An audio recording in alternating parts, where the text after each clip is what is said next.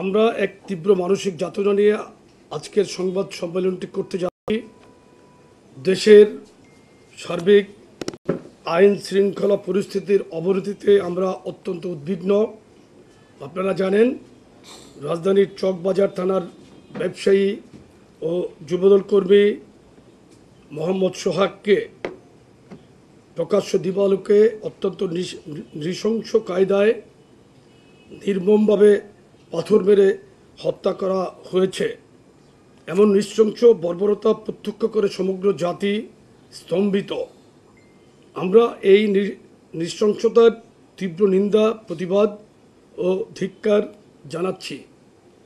সভ্যতার এই যুগে এমন আদিম বর্বরতা আমরা কোনোভাবেই মেনে নিতে পারি না।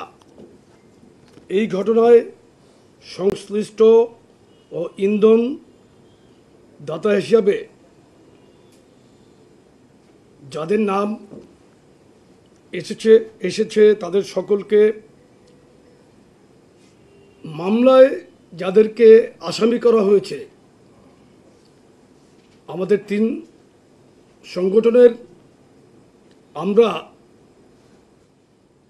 5 জনকে গতকাল সংগঠন থেকে আজীবনের জন্য বহিষ্কার করেছি এবং আইন শৃঙ্খলা রক্ষাকারী বাহিনীকে আমরা জোর দাবি জানিয়েছি, উদাত্ত আহ্বান জানিয়েছি তাদেরকে অবিলম্বে অতি দ্রুত গ্রেফতার করে আইনের আওতায় আনার জন্য। সাংগঠনিক দায়বদ্ধতা ও জবাবদিহিতার জায়গা থেকে যা কিছু প্রয়োজন আমরা সেই ব্যবস্থাগুলো নিয়েছি, কিন্তু এই ঘটনায় যারা সরাসরি সংশ্লিষ্ট হিসাবে ভিডিও ফুটেজ ও সিসিটিভি ক্যামেরার ফুটেজে যাদের দেখা গেছে, আশ্চর্যজনকভাবে তাদেরকে মামলার প্রধান আসামি করা হয়নি। যারা প্রাণঘাতী আঘাতগুলো করেছে তারা অদ্যাবধি গ্রেপ্তারও হয় নাই। এর কারণ আমাদের বোধগম্য নয়। গণমাধ্যমে মামলার এজাহারে উল্লেখিত বাদীর মেয়ে বলেছেন, মামলার এজাহারে খুনের সাথে সরাসরি সম্পৃক্ত 3 জন খুনিকে পুলিশ কৌশলে বাদ দিয়ে নিরপরাধ 3 জনকে আসামি করেছে। ঘটনার 60 ঘন্টার বেশি সময় পেরিয়ে গেলেও খুনিদের খুনের প্রমাণাদি হাতে থাকা সত্ত্বেও অদ্যাবধি কেন মূল আসামিদের গ্রেফতার করা গেল না, এটা একটা বিরাট প্রশ্ন ও রহস্য। এবং আপনাদের মাধ্যমে আমরাও জানতে চাই, কারা কেন এই 3 জন আসামিকে বাদ দিয়ে নতুন করে অন্য 3 জনকে আসামি করলো, এটা আমরা জানতে চাই। কারা করলো, কেন করলো, এটা জানতে চাই। আর ঘটনাটি বুধবারের, গতকালকে শুক্রবার এটা ব্যাপকভাবে প্রচারিত হয়েছে। 2 দিন আগের ঘটনা কেন গতকালকে প্রচার হলো, এর পিছনে কারা জড়িত সেটাকেও খুঁজে দেখতে হবে। আপনাদের মাধ্যমে আমরা আইন প্রয়োগকারী সংস্থার কাছে, দেশের জনগণের কাছে এই প্রশ্নটি রাখছি এবং এটার যথাযথ ব্যবস্থা গ্রহণের জন্য আমরা দাবি জানাচ্ছি।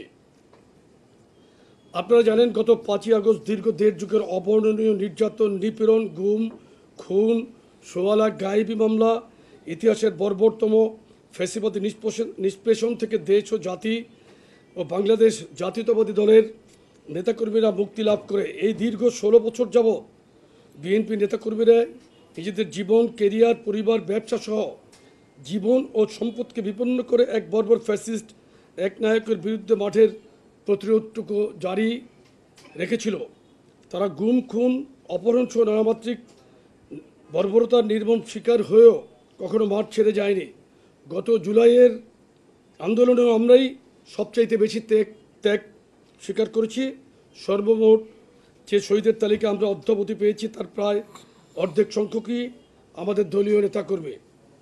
কিন্তু গণঅভ্যুত্থানের সফলতার পর আমরা ক্রেডিট নেওয়ার নেশায় মোহগ্রস্ত না হয়ে, শহীদের রক্ত নিয়ে ব্যবসা না করে স্বাভাবিক সাংগঠনিক কার্যক্রমে ফিরে গেছি।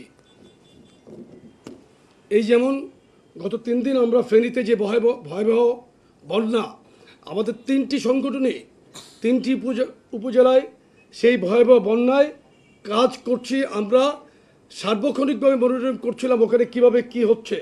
আমরা দেশের কাজে কিন্তু নিজেকে ব্যস্ত রাখার জন্য চেষ্টা করছি। গতকালকে আমি আমাদের এক যুবদলের নেতা নিহত হয়েছে, তার পরিবারের পাশে আমরা গতকালকে সভাপতি এবং সাধারণ সম্পাদক গিয়েছিলাম। আমরা একটা উদাহরণ দিলাম এই কারণে যে আমরা তো রাজনৈতিক প্ল্যাটফর্মের বাইরে সামাজিক কাজ দিয়েই কিন্তু এবং জনগণের পাশে জনগণের সুবিধাটুকু দেওয়ার জন্য কিন্তু আমরা কাজ করছি।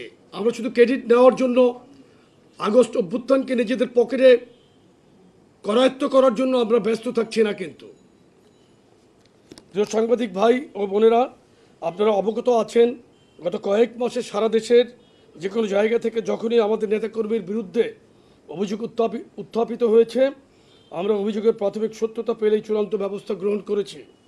গত প্রায় 1 বছরে আমরা আমাদের হাজারো নেতাকর্মীকে বহিষ্কার করেছি।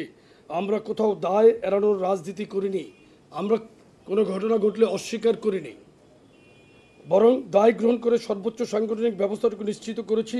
কিন্তু আমরা যে হাজারো নেতাকর্মীর বিরুদ্ধে সাংগঠনিক ব্যবস্থা নিয়েছি, প্রশাসন কি তাদের বিষয়ে যথাযথ আইনি বা প্রশাসনিক ব্যবস্থা নিয়েছে? না নিয়ে থাকলে কেন নেয়নি, এটাও আমরা জানতে চাই।